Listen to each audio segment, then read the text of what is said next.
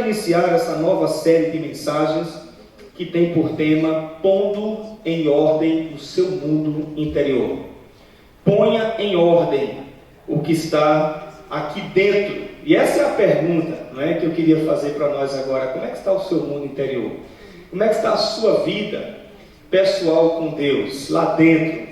Seus sentimentos, suas emoções, quem sabe seus traumas, não é? Que talvez carrega lá de trás. Como é que está isso na sua vida? Eu queria então estar meditando aqui esses domingos com vocês, os próximos 5 domingos, falando sobre ponha em ordem o seu mundo interior. Antes de entrar no texto propriamente dito da palavra de Deus, eu queria apenas fazer uma explicação dessa série e desse tema, desse título. Presta bem atenção numa coisa: esse tema não tem nada de novo, nada, absolutamente nada de novo. É tema de livro escrito. Se você der um Google aí, você vai ver que tem livros escritos nessa direção, temas de títulos, né, de capítulos de livros, e temas também de pregações e de palestras de alguns. A grande questão é que, infelizmente, as mensagens nessa direção, elas têm sido mensagens de autoajuda. E uma das coisas que você talvez já tenha percebido, se você está vindo para essa igreja, é que essa igreja não está preocupada em massagear o ego de ninguém. Essa igreja está preocupada em expor o texto sagrado, a palavra de Deus. Então, nós necessitamos ser ajudados, sim. Nós temos muita coisa aqui dentro de nós que precisa ser tratado, trabalhado por Deus, sim. E você vai ouvir sobre isso aqui nesses dias, tá bom? Mas, infelizmente, as mensagens nessa direção têm sido muitas mensagens voltadas para a autoajuda. Mas, de fato, uma coisa que eu quero dizer para você é que o tema é atual, é sempre atual. E a gente precisa colocar o nosso mundo em ordem, tá certo? E eu quero começar hoje, nos próximos domingos, falando sobre por que o nosso mundo interior ficou em desordem. Quero começar falando sobre isso hoje em Gênesis capítulo 3. Porque a minha vida lá dentro tem ficado, ou ficou lá atrás, em desordem um dia. Qual é o motivo? Qual é a razão disso? Tá bom? Vou estar falando também sobre quais as consequências disso hoje. Também sobre como a desordem nesse mundo interior afeta a minha vida pessoal e afeta aquelas pessoas que estão ao meu redor. O esposo, a esposa, os filhos, os amigos. Porque se as coisas não estiverem bem aqui dentro, você pode ter certeza que você vai transmitir isso para outros. Vou estar falando também que Jesus, ele pagou um alto preço para restaurar o nosso mundo interior. E se ele pagou um alto preço para restaurar o nosso mundo interior, ele quer arrancar de nós todos os traumas, ele quer arrancar de nós tudo aquilo que a gente carrega ao longo da vida, que impede a gente de se relacionar com Deus ou uns com os outros, sentimentos de perda. Eu fiz algumas anotações aqui, por exemplo, pecado. Ele quer arrancar da sua vida pecado, que te oprime, e todas as angústias, medos e preocupações que estejam tomando a sua vida e fazendo de você ser, de fato, quem você é hoje, ok? Então é sobre isso que nós vamos estar compartilhando esses domingos aqui. Hoje, então, começando, põe em ordem o seu mundo interior, e o tema de hoje é: por que o mundo interior está em desordem? Quero que você abra a sua Bíblia, por favor, em Gênesis, capítulo 3. O texto não está na projeção hoje, tá bom? Gênesis, capítulo 3, o primeiro livro da Bíblia.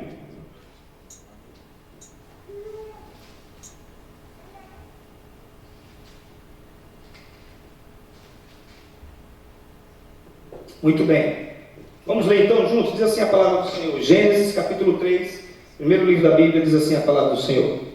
Mas a serpente, mais astuta que todos os animais selvagens que o Senhor Deus tinha feito, disse à mulher: é verdade que Deus disse: não comam do fruto de nenhuma árvore do jardim? A mulher respondeu à serpente: do fruto das árvores dos jardins podemos comer, mas do fruto da árvore que está no meio do jardim, Deus disse: vocês não devem comer dele. Nem tocar nele, para que não venham morrer. Então a serpente disse à mulher: é certo que vocês não morrerão, porque Deus sabe que no dia em que vocês dele comerem, os olhos de vocês se abrirão, e como Deus vocês serão conhecedores do bem e do mal. Então, vendo a mulher que a árvore era boa para se comer, agradável aos olhos, e a árvore desejável para dar entendimento, tomou do seu fruto e comeu. E deu também ao seu marido, e ele comeu. Então os olhos de ambos se abriram, e, percebendo que estavam nus, costuraram folhas de figueira e fizeram cintas para si. Ao ouvirem a voz do Senhor Deus, que andava no jardim, quando soprava o vento suave da tarde, o homem e a mulher se esconderam da presença do Senhor Deus. Então, entre as árvores do jardim. E o Senhor Deus chamou o homem e lhe perguntou: onde você está? Ele respondeu: ouvi a tua voz no jardim, e porque estava nu, tive medo e me escondi. Deus perguntou: quem lhe disse que você estava nu? Você comeu da árvore da qual ordenei que não comesse? Então o homem disse: a mulher que me deste para estar comigo, ela me deu da árvore, e eu comi. Então o Senhor Deus disse à mulher: que é isso que você fez? A mulher respondeu: a serpente me enganou, e eu comi. Então o Senhor Deus disse à serpente: por causa do que você fez, você é maldita entre todos os animais domésticos e entre todos os animais selvagens. Você rastejará sobre o seu ventre e comerá pó todos os dias da sua vida. Porém, inimizade entre você e a mulher, entre a sua descendência e o descendente dela. Este lhe ferirá a cabeça, e você lhe ferirá o calcanhar. E a mulher disse: aumentarei em muito os seus sofrimentos na gravidez. Com dor você dará à luz filhos. O seu desejo será para o seu marido, e ele a governará. E Adão disse: por ter dado ouvidos à voz da sua mulher, e comido da árvore que eu havia ordenado que não comesse, maldita é a terra por sua causa. Em fadigas você obterá dela o sustento durante os dias da sua vida. Ela produzirá também espinhos e ervas daninhas, e você comerá a erva do campo. No suor do seu rosto você comerá o seu pão, até que volte à terra, pois dela você foi formado, porque você é pó, e ao pó voltará. E o homem deu à sua mulher o nome de Eva, por ser mãe de todos os seres humanos. O Senhor Deus fez roupas de peles, com os quais vestiu Adão e sua mulher. Então o Senhor disse: eis que o homem se tornou como um de nós, conhecedor do bem e do mal. É preciso impedir que estenda a mão. Tome também da árvore da vida, coma e viva eternamente. Por isso o Senhor Deus o lançou fora do jardim do Éden, para o cultivar a terra da qual havia sido tomado. E, depois de lançar fora o homem, Deus colocou querubins a leste do jardim do Éden, e uma espada flamejante que se movia em todas as direções, para guardar o caminho da árvore da vida. Vamos orar mais uma vez? Coloque a sua vida diante do Senhor. Pai eterno, nós estamos diante da Tua presença nessa hora. Nós cremos que a Tua palavra, Senhor, ela é viva e ela é eficaz. Ela fala conosco. Ó Deus, não deixa que a gente saia daqui sem ouvir a voz do Senhor. Não deixa, Senhor, que a gente saia daqui sem entender o que o Teu Espírito Santo quer dizer à Tua igreja. Senhor, fala comigo, fala com o Teu povo nessa hora, Pai. É isso que nós clamamos ao Senhor, em nome do Teu Filho amado Jesus. Amém. Amém. Muito bem, meus amados, o livro de Gênesis, então, é um livro que ele faz jus ao nome, né? O início de todas as coisas, é o princípio de tudo, a criação do Deus Todo-Poderoso de todas as coisas. Ainda que a ciência venha tentar dizer para nós que existe outra forma do mundo ter surgido, outra forma das coisas terem acontecido, o homem ter surgido, nós cremos no que está aqui. Para nós, a Bíblia, ela é infalível, ela é inerrante, ela é a palavra de Deus. E ela então revela para nós que o Ser Supremo, chamado Deus Todo-Poderoso, criou todas as coisas. E se a gente olhar para as teorias que a gente tem por aí fora, irmãos, são teorias infundadas. Até hoje não se consegue provar. Então eu prefiro crer, como um bom cristão e como seguidor da palavra de Deus, que um mundo tão perfeito em que nós vivemos, você já parou para perceber quão o mundo é perfeito? Nada é feito por acaso nesse mundo, tudo muito perfeito. O próprio ser humano, eu e você, nós somos perfeitos. Só pode ter tido uma mente por trás, poderosa, grandiosa, majestosa, soberana, que criou todas as coisas. Então nós cremos na palavra de Deus, que ela mostra a revelação da criação de Deus de todas as coisas. E a revelação de Deus, então, sobre a origem de todas as coisas, a gente vai encontrar aí nos capítulos 1 e 2 de Gênesis, né? A primeira coisa que eu queria dizer para vocês, antes de a gente entrar no texto do capítulo 3, deixa eu ir um pouquinho para o capítulo 1 e 2 para você entender o capítulo 3 de Gênesis. Primeiro eu vou dizer para você, 3 verdades a gente observa aqui nesses 2 capítulos. Primeira verdade que a gente vê é que Deus cria um mundo exterior perfeito. Ok? Essa é a primeira verdade. Sustenta isso aí. O nosso bom Deus, Ele criou um mundo de tudo que a gente vê à nossa volta, o que a gente vê no céu, Ele criou perfeito. Segunda verdade, que Gênesis capítulo 1 e capítulo 12 mostra para nós, é que Deus criou um mundo interior do homem perfeito. Quando Deus cria o homem, Ele criou todas as coisas, inclusive o homem. A perfeição não está somente no mundo exterior que Deus criou, mas estava no homem, no primeiro homem e na primeira mulher. Ele cria o primeiro homem, a primeira mulher, perfeitos. E a terceira verdade é que no capítulo 2 de Gênesis há uma ordenança de Deus para que o mundo interior e o mundo exterior sejam mantidos perfeitos. Você percebe isso no texto ou não? Vamos entender então, vamos ler para você entender o que eu estou dizendo? Primeira coisa então, a criação perfeita do mundo exterior. Versículo 1 do texto que nós lemos, aliás, nós não lemos o capítulo 1, versículo 1. Diz assim: no princípio criou Deus os céus e a terra. Ou seja, Deus cria tudo que existe antes do nada existir. E agora no versículo 2 ele vai dizer, a terra, ela era sem forma, ela era como? Então não existia nada. Ela não tinha forma, ela não tinha nada do que nós vemos hoje, ela era completamente vazia.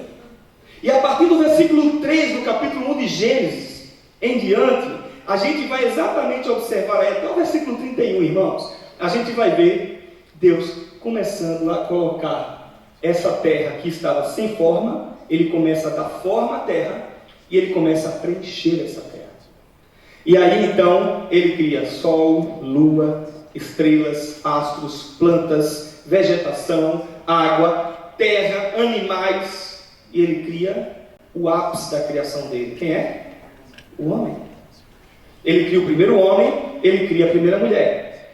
Mas ainda no capítulo 1 de Gênesis, versículos 12, 18, 21 e 25, cada momento em que Deus ia criando, o texto aparece lá assim, a expressão do texto aparece. E o que Deus fez, Ele viu que era o quê? Bom. Tudo que Deus fez, Ele viu que era bom. À medida que Ele ia construindo, à medida que Ele ia criando, o texto diz para nós, Ele viu que o que Ele fez era bom. Mas, o versículo 31, depois de Ele criar o homem e a mulher, e depois de Ele criar todas as coisas, a expressão que aparece no texto é assim: e viu Deus que tudo que havia feito era muito bom, era boníssimo, era maravilhoso, era perfeito. A expressão do texto, a interpretação desse versículo era dizer assim: o que Deus fez foi tudo muito perfeito. O que eu criei foi perfeito. Mas Deus não cria só o mundo perfeito. Lembra que eu falei? Deus cria o interior do homem perfeito. Versículo 26 e 27 vai dizer assim no capítulo 1: também disse Deus: façamos o homem ao quê? A nossa por quê?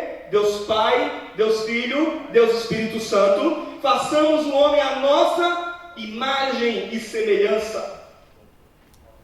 Depois no versículo 27 diz: criou Deus, pois o homem à sua imagem e semelhança de Deus o criou, homem e mulher os criou. Ele criou como ele era. A grande questão, é importante você entender isso, que na nossa teologia nós temos os atributos incomunicáveis de Deus e os atributos comunicáveis de Deus. Deus, no seu ser, Ele comunica ao homem, quando Ele cria o homem, o que Ele queria comunicar. Em outras palavras, estou dizendo assim: Ele dá ao homem o que Ele queria dar, e Ele não dá ao homem o que Ele não quis dar. Por exemplo, você é onipresente? Você está em todos os lugares ao mesmo tempo? Não. Nós somos oniscientes. Eu sei de todas as coisas que existiram no passado, no presente, o que vão acontecer, o que vão existir. Eu sei de tudo? Não. Eu sou todo-poderoso? Só Hollywood que mostra isso. Só filme da Marvel que vai mostrar isso para você. Pelo contrário, eu sou fraco. Então eu não tenho onipotência. Mas o que é que eu tenho? O que é que Deus criou o homem, o interior do homem perfeito? Diz o texto que Deus criou o homem à imagem e semelhança dele. E aí em todas as escrituras a gente vai ver que imagem e semelhança diz respeito à bondade, verdade, amor, misericórdia, retidão, santidade e desejo próprio. Ou seja, livre arbítrio.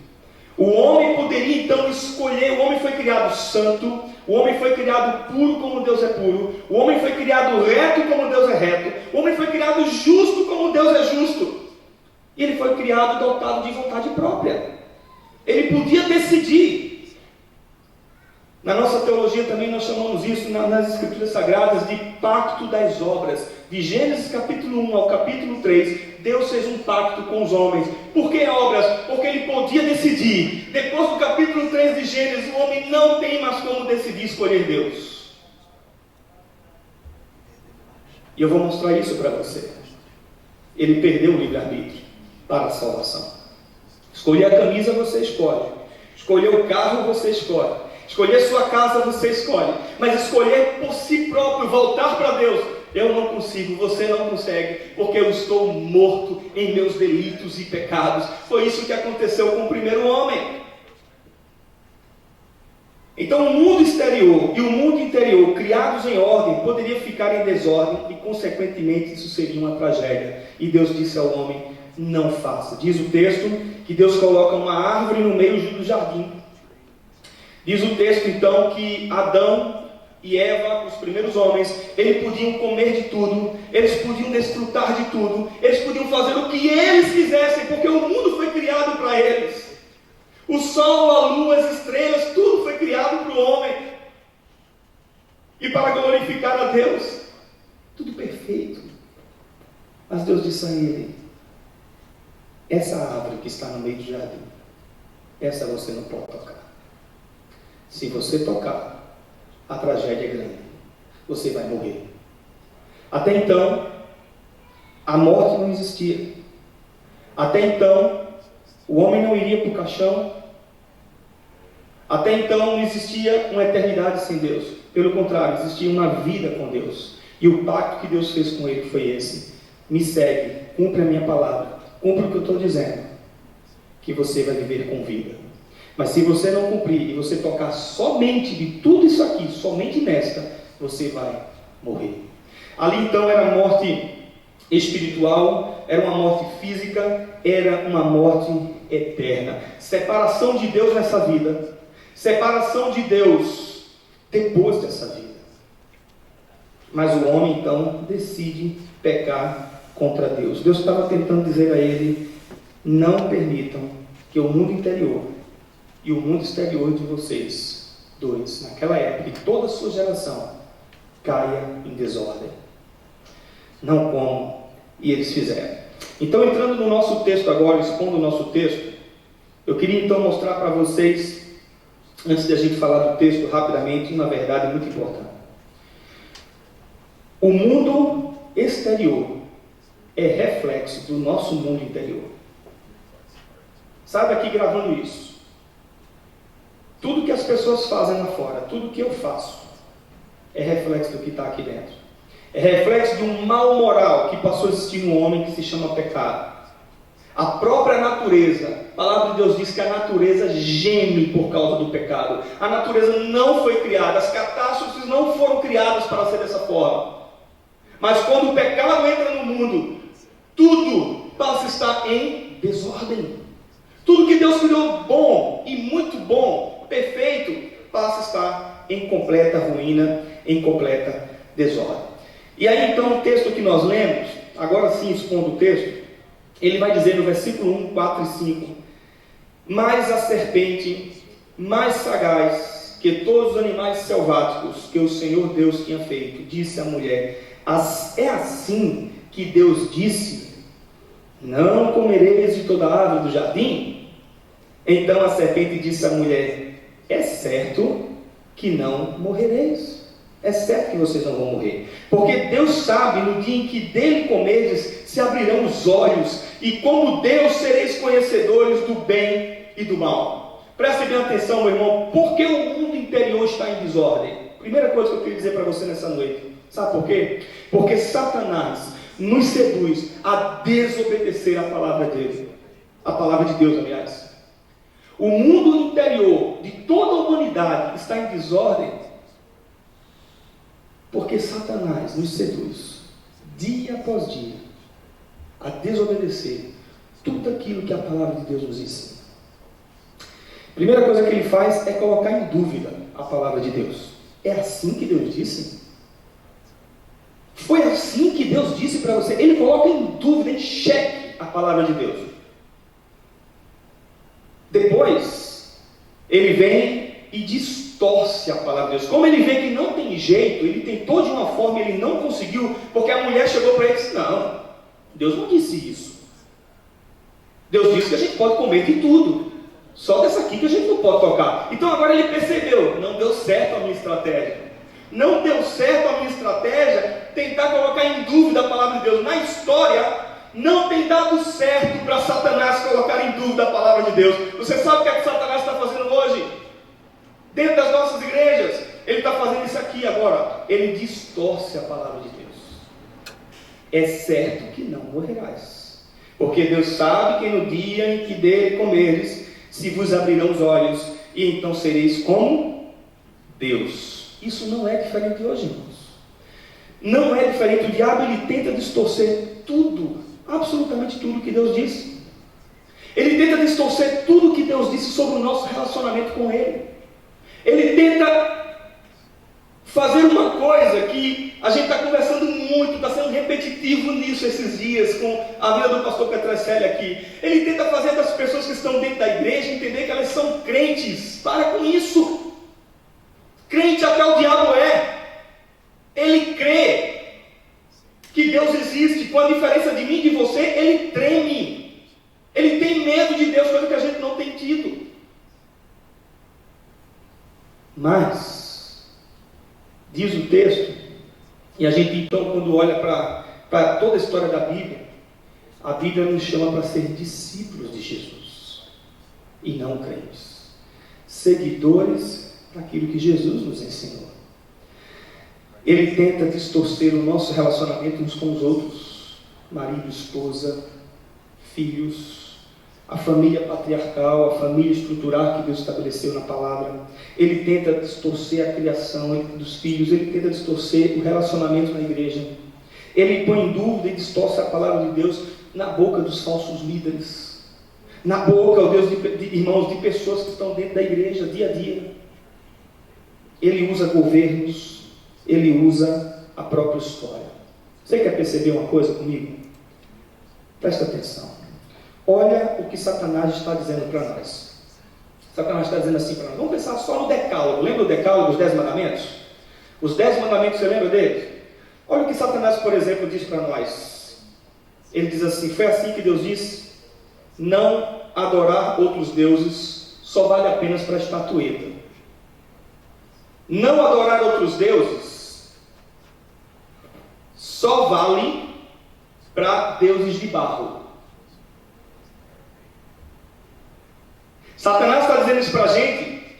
Ele está dizendo assim, não se refere a colocar o trabalho em primeiro lugar, não se refere a colocar o filho em primeiro lugar, não se refere a colocar a esposa em primeiro lugar, não se refere a colocar o dinheiro em primeiro lugar. Ele está dizendo da igreja assim, adoração a ídolos é somente estátuas. Não. Adorar outros deuses além de mim é colocar qualquer outra coisa no lugar de Deus. Se eu coloco a minha esposa acima do que a palavra de Deus me diz e me orienta, eu estou adorando a minha esposa. Se eu coloco o meu filho e não aplico a palavra de Deus para a vida dele, eu estou colocando o meu filho em primeiro lugar do que a minha esposa, do que a minha vida, do que o meu Deus, aliás. Você está percebendo, irmãos? Olha o que Satanás está dizendo para nós. Ele está dizendo assim, foi assim que Deus disse, não roubar só vale para ladrões, assaltantes de alta periculosidade, ou para aqueles delinquentezinhos de supermercados. Roubar só vale isso. Mas roubar o governo com os impostos, não vale. Roubar a igreja, não contribuindo com a igreja, não vale. Não devolver aquilo que você pegou de outra pessoa, não vale. Você percebe a distorção ou não? Você está entendendo, meu irmão? Você está entendendo assim, o que Satanás está fazendo hoje? O que ele está tentando distorcer, não adulterar. Satanás está tentando dizer assim, só vale para aqueles que deitam na cama com outra mulher ou com outro homem. E Jesus vai dizer o que para nós? Que se a gente olhar para o outro com olhares pecaminosos, desejosos, nós já adulteramos. São as distorções de Satanás. Não tem nada demais ver um filme pornô, não tem nada demais tornar isso picante no meu casamento, não tem nada demais ficar aparecendo lá na hora de um filme simples, romântico, uma pessoa despida. Não nada demais, igreja. Existe uma coisa muito boa hoje chamada controle remoto. Você pega e passa na hora. Se for um homem, dá ao seu marido para ele passar. Se for uma mulher despida, dá à sua esposa para ela passar. Simples assim. Você está percebendo, irmão? Ou eu estou sendo radical demais? Fala sério. Não matarás. Só vale para assassinos. Mas aquela pessoa que você já matou no seu coração, que você não quer papo com ela, que você não libera perdão, que você não entende o que é amor, que a Bíblia diz que você precisa amar uns aos outros. Como você pode dizer amor? Vem à igreja todo domingo, levanta a mão, canta, adora a Deus, e lá em 1 João está dizendo, como você pode dizer que ama a Deus a quem você não vê, e não ama o seu irmão que está do seu lado a quem você vê? Você percebe como Satanás está distorcendo as coisas, irmãos? Porque a gente mata aquela pessoa aqui no nosso coração. A gente mata. A gente não. Mas muitos cristãos por aí fora estão matando bebês inocentes, aprovando o aborto, concordando com o aborto, com a eutanásia. Não, mas matar só vale, olha as distorções, matar só vale para o assassino. Aquele merece a prisão perpétua. A gente poderia aumentar aqui a lista, irmãos, são tantas coisas na Bíblia, não só tem os 10 mandamentos, a gente tem tanta coisa. Por exemplo, fazer missão é coisa do ministério da igreja. A igreja tem um ministério de sair nas ruas para evangelizar. E ninguém abre a boca para evangelizar no seu dia a dia. Isso é distorção da palavra de Deus. Fazer o serviço da igreja é coisa do pastor, a gente paga ele. Você está entendendo as distorções que Satanás está tentando fazer hoje na nossa vida? Existem sim textos difíceis. Uma das coisas interessantes é que algumas pessoas estão dizendo assim, não, mas existem doutrinas de homens, sabe? Satanás está colocando em dúvida a palavra de Deus na vida das pessoas, distorcendo. Aí as pessoas da igreja estão dizendo assim, não, mas tem coisa que é doutrina dos homens, tem coisa que é a interpretação dele. É bem verdade, como eu estava dizendo antes, que existem textos difíceis. Existem textos que a gente precisa ir à luz do contexto, do original grego, hebraico, para interpretar bem aquilo ali. com muito zelo e cuidado com a palavra de Deus. Mas tem coisa que está escancarada. Tem coisa que é clara na Bíblia e a gente está negociando. Você está entendendo o que eu estou dizendo, irmão? Você está entendendo? Então, a Bíblia se explica como um todo. É preciso a gente parar de negociar o texto sagrado. É preciso a gente parar de olhar para os homens, para a ciência, sabe? Para aqueles que de forma descarada tentam distorcer o texto da palavra de Deus. E às vezes parar de olhar para as questões pessoais. E aí a gente usa o texto da palavra de Deus de acordo com as nossas necessidades pessoais. Então, por que o mundo interior está em desordem? Primeiro, porque Satanás nos seduz a desobedecer a sua palavra. Ele põe em dúvida, ele põe em xeque, ele distorce. Versículo 6 agora: vendo a mulher que a árvore era boa para se comer, agradável aos olhos. Eu vou correr um pouquinho, tá, irmão? Eu falo muito. Agradável aos olhos e desejável para dar entendimento, tomou o fruto, comeu e deu ao seu marido. Presta atenção. Segundo lugar, porque a gente olha para o mundo interior e a gente vê ele em desordem, das pessoas e nas nossas vidas. Primeiro, porque a gente não obedece a palavra. Segundo, porque nós somos seduzidos a desobedecer e a fazer o que é mal. Aquilo que Deus tinha dito que se comesse ia morrer, passa agora a ficar esquecido e começa a ter os olhos para a árvore. De forma sedutória, Satanás seduz. E então a mulher começa a pensar assim: a árvore é boa para se provar. A árvore é agradável aos olhos. A árvore é desejável para me dar entendimento. A árvore e o fruto dela vai me tornar como Deus. O nosso mundo exterior, ele é destruído porque nós somos seduzidos e caímos no pecado. Não apenas desobedecemos a palavra, mas a gente cai literalmente no pecado. E a gente esquece, irmãos, que o pecado, ele arranca a nossa fé, ele arranca o nosso amor, o nosso carinho, de uns para com os outros, para com o nosso Deus. A gente esquece, a gente se ilude com as promessas falsas do pecado. A gente não percebe a falsa sensação de liberdade do pecado, mas ele nos aprisiona. A gente não percebe e esquece de olhar para um mundo caído e achar os nada demais nas coisas como eu acabei de falar. A gente não só desobedece a palavra, como a gente é seduzido pelo pecado. E os nada demais vão entrando sorrateiramente na vida das pessoas. Corte o mal pela raiz. Lembra de José? Seria um bobão hoje, sim ou não? Saiu correndo.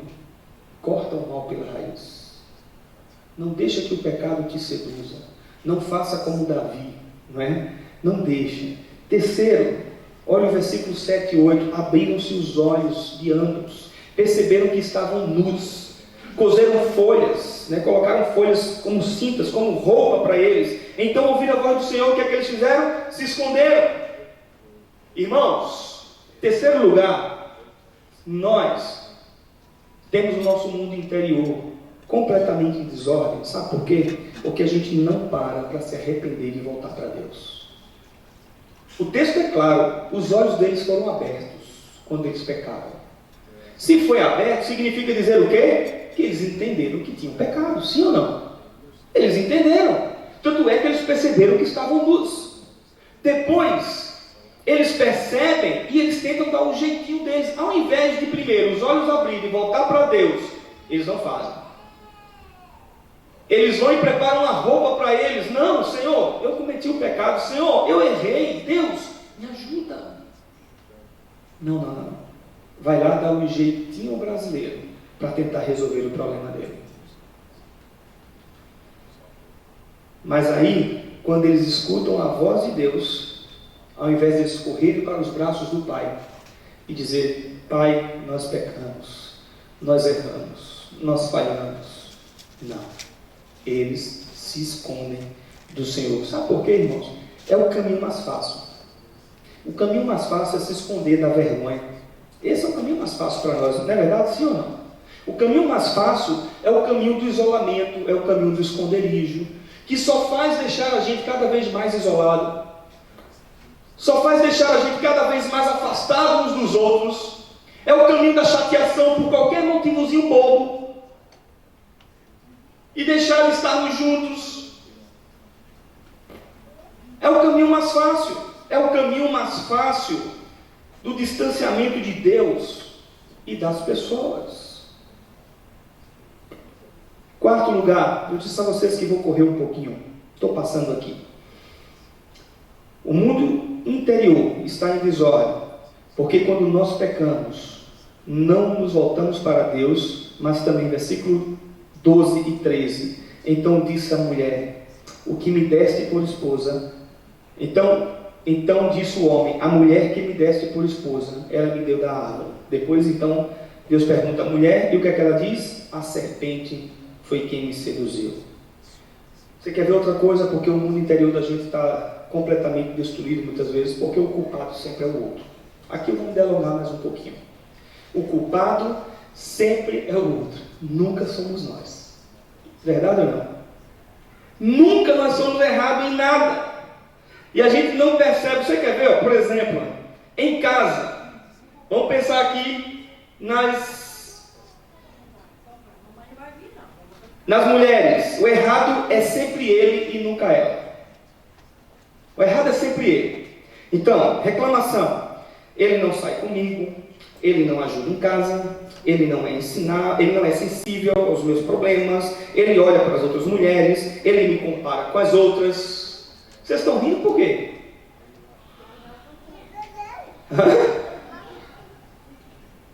O culpado é sempre ele.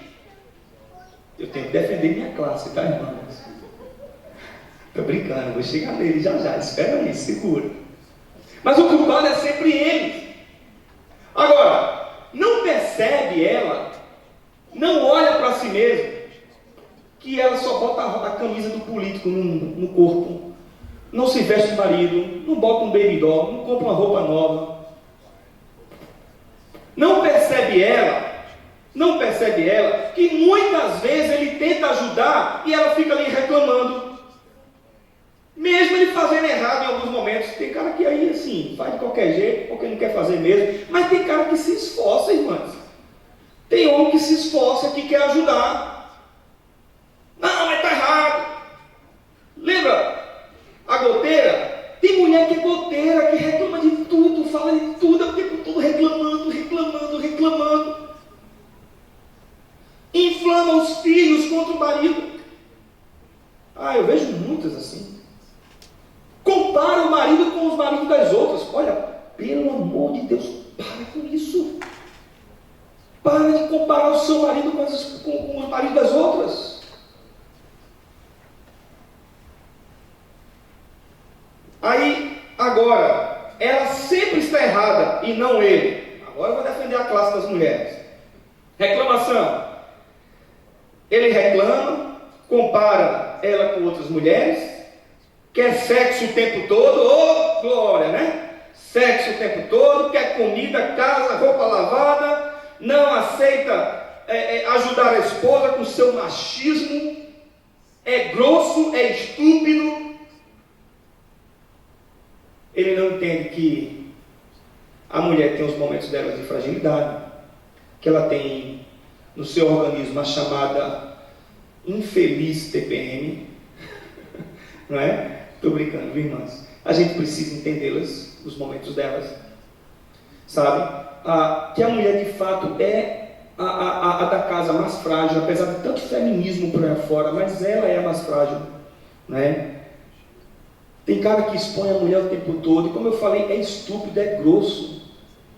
Sai, passa o dia inteiro, não dá um bom dia, uma boa tarde, não diz que ama, não liga, e quando liga é com estupidez, é só para alguma coisa. Aí chega de noite, ele quer deitar na cama e está pronto para o sexo.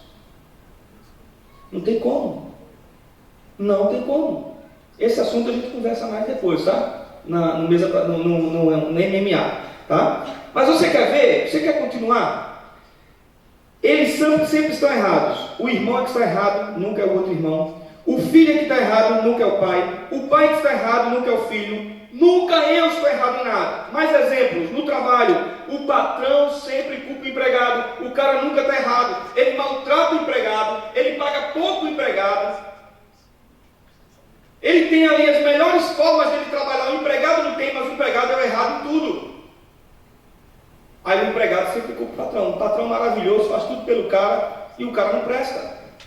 O erro sempre está no outro. E o cara também, o errado sempre são os funcionários, nunca ele. Ele nunca erra em nada. Agora vamos para a igreja? Quem é o maior culpado de tudo na igreja, irmãos? Por quê?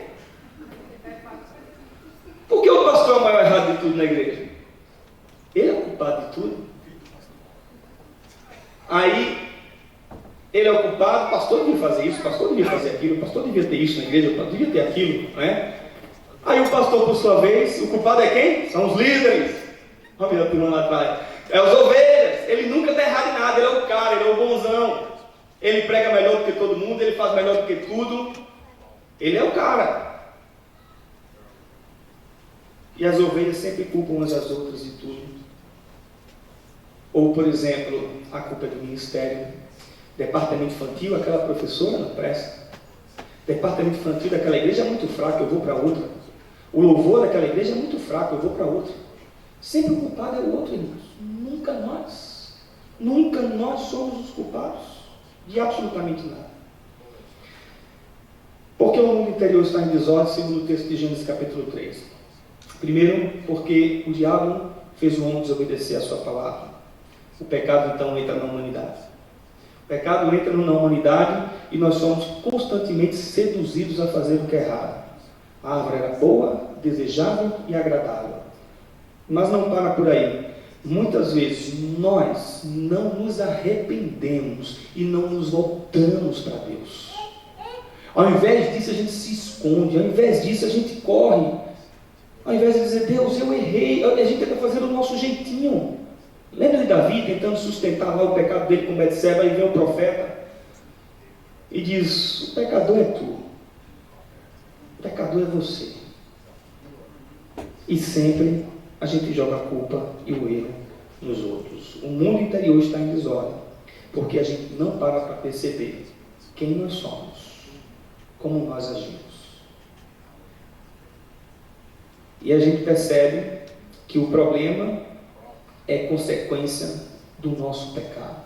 Pecado que começou em Adão, pecado que a gente carrega, pecado que Jesus Cristo quer libertar a mim e a você. A gente não percebe isso, então lembre-se. Vou dizer uma coisa aqui para vocês muito importante. Se a natureza geme por causa do pecado e as catástrofes existem, se algum dia algum tipo de catástrofe dessa atingiu a sua vida, começou lá atrás no Éden com o pecado. Lembra também que se alguma maldade de homens atingiu a sua vida lá atrás, ou tem atingido hoje, lembra, é consequência do pecado. Se o seu casamento não está bom, se os seus filhos estão te dando trabalho, lembra, é consequência do pecado. Então paremos de colocar a culpa em Deus ou nos outros. O versículos 14 a 19, nós vemos as consequências. Deus pega pesado com Adão, com a mulher e com a serpente, com Satanás, né? As consequências do pecado foi a morte, mas no versículo 15, e agora eu quero trazer uma palavra de ânimo para mim e para você.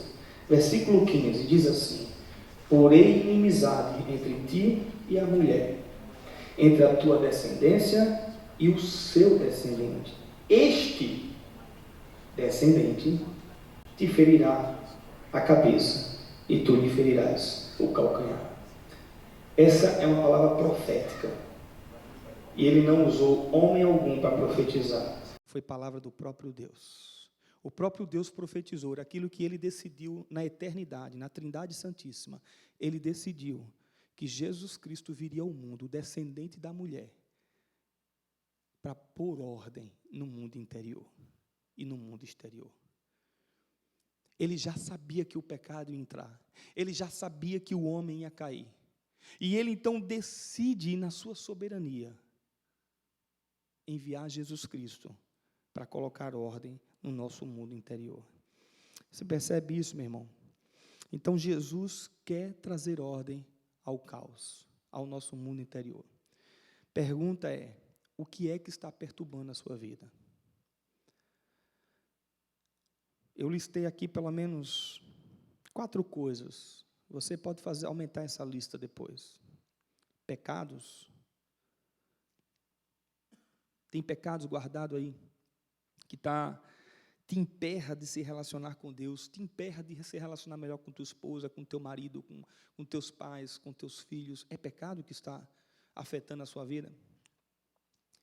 São traumas do passado, traumas que levam você a ter medo hoje. Quando nós perdemos o nosso segundo filho, Karina passou aí, não lembro agora, 4 anos, 5 anos, para dizer assim: eu vou engravidar de novo. Porque ela quase que morria. E foi uma gravidez altamente traumática, e aquilo deixou traumas na vida dela. Porque nós somos seres humanos. Tem pessoas que carregam traumas de anos, pessoas que foram abusadas sexualmente. Não consegue viver bem com isso, não consegue ter uma relação sexual boa com seu esposo por causa disso. Carregam traumas. Tudo isso, volta a dizer, consequência do pecado. Talvez não seu, do outro, mas é consequência do pecado. O que é que incomoda? É o que? É sofrimento? Alguma perda? Me lembro que, voltando a esse assunto que eu falei agora há pouco, que quando o nosso filho nasceu, o segundo filho nasceu, eu tive que fazer certidão de óbito de vivo e morto, depois de pouco tempo. Tive que fazer funeral. E a mulher no hospital, o médico tinha me dito na sala de cirurgia, pela medicina são 10 dias, mas na prática são 12 dias. Se ela tiver embolia pulmonar, corra para uma UTI. Se ela estiver aqui ainda, a gente vai tentar cuidar dela. Mas ela não ainda passou os riscos dela. E eu estava lá. Eu guardei aquilo por muito tempo, irmãos. E uma vez que eu tive numa reunião de pastores, num acampamento, e a gente foi compartilhar numa casa de Airbnb, e a gente foi compartilhar isso há muito tempo atrás, a gente foi compartilhar sobre nossas vidas. Eu me lembro que eu percebi que do nada eu comecei a chorar que nem uma criança, quando eu fui contar essa história. Eu nunca tinha chorado, eu contava para todo mundo. Eu guardei aquilo por muito tempo. Quem não passa por sofrimento, quem não tem sofrimento na vida, você vai ter sempre sofrimento na sua vida. Quem está prometendo nas igrejas por aí afora para você, dizendo que você não vai ter sofrimento, é mentiroso. E a palavra de Deus não está nesse lugar. Porque você vai ter sofrimento. Mas você tem um Deus maior do que o seu sofrimento. Você tem um Deus maior do que os seus problemas. Um Deus que não nos abandona em momento algum. Um Deus que arranca de nós e faz coisas extraordinárias. Coisa que a gente nem imaginaria perdoar, por exemplo, alguém, a gente perdoa. Quantos abraços de preguiça você não já teve? Eu já tive. A preguiça, quando ela quer matar a presa, ela abraça e enfia as unhas. Eu já tive várias no meu ministério. Pessoas que mais eu pastoreei, que mais eu cuidei, e hoje eu fico meio reticente. A gente vai aprendendo com a vida. As pessoas que a gente aprendeu a perdoar e a amar. Sofrimentos, perdas de pessoas que amava, problemas financeiros, ansiedade, pânico, medo, rejeição. Depois dessa você aumenta a lista aí. Quantas pessoas não foram rejeitadas?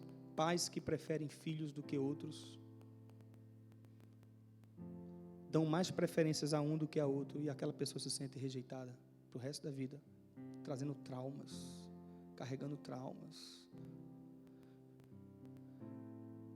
Mas Jesus, Ele nos ama e Ele não nos rejeita, e Ele quer fazer de nós, sim, Ele quer fazer de nós uma pessoa que caminha com Ele e que dia após dia vai trabalhando o seu mundo interior. Um dia Jesus pagou o preço pelo meu e pelo seu pecado, e quando Ele pagou o preço pelo meu e o seu pecado, Ele já restaurou o teu mundo interior. Mas ainda nós temos a semente do pecado. E como nós temos a semente do pecado, a nossa tendência é ter esse mundo, vez por outra, novamente desordenado. E o que é que eu e você tem que fazer? Caminhar com Ele. Abandonar o pecado, parar de botar a culpa nas pessoas, dizer: o problema sou eu. Eu preciso de Jesus. Eu quero Jesus. Eu quero caminhar com Jesus. Isso é viver uma vida discipulado. Isso é viver uma vida de um cristianismo autêntico. Semana que vem, eu quero trabalhar com vocês sobre pondo em ordem a minha casa. E eu quero falar um pouquinho sobre família, sobre casamento, sobre filhos. E se você desejar vir e estar aqui com a gente, venha. Feche seus olhos e vamos falar com o Pai. Deus amado, essas são palavras às vezes duras, Senhor, da gente ouvir. São palavras difíceis, porque em momentos de angústia, de tristeza, de dor, a gente gosta de ouvir as palavras boas. De certa forma não está errado, Senhor. A gente precisa de acalento, a gente precisa de aconchego, a gente precisa de carinho, de amor. Mas, Senhor, a gente precisa entender que muitas vezes a vida desordenada não só deste mundo, mas a minha vida pessoal é fruto dos meus pecados, dos meus erros, da minha falta de arrependimento, de mudança, de quebrantamento, do meu desejo de querer servir e amar o Senhor, de fugir o tempo todo do pecado. Ó Deus, trata com as nossas vidas, Senhor. Se tem alguém aqui que está sofrendo de alguma forma, triste, desanimado, passando por lutas, por problemas, se sente só, às vezes não consegue nem contar com o marido, com a esposa. Ó Deus, trata com cada um, Senhor. Nos faz ser uma igreja que ajuda esses irmãos, que ama esses irmãos, que acolhe uns aos outros. Em nome de Jesus, Pai. Nós nos entregamos em Tuas mãos, Senhor. Nós queremos estar contigo e queremos pedir que o Senhor nos ajude nas nossas fraquezas. Se tem gente aqui que está cheio de problema na vida, Senhor, trata, Senhor, em nome de Jesus. Se o problema é financeiro, se o problema é fazer com que o marido ou a esposa entenda o desejo que se tem no coração de servir ao Senhor, de estar com o Senhor, trata com essas famílias, Pai. Se há problemas de casamento, falta de perdão, falta de amor, Senhor, trata em nome de Jesus. Não só aqueles que estão aqui, mas aqueles que estão nos ouvindo pela internet também, Senhor. Nós nos entregamos em Tuas mãos, Deus, e precisamos de Ti, em nome de Jesus. Amém.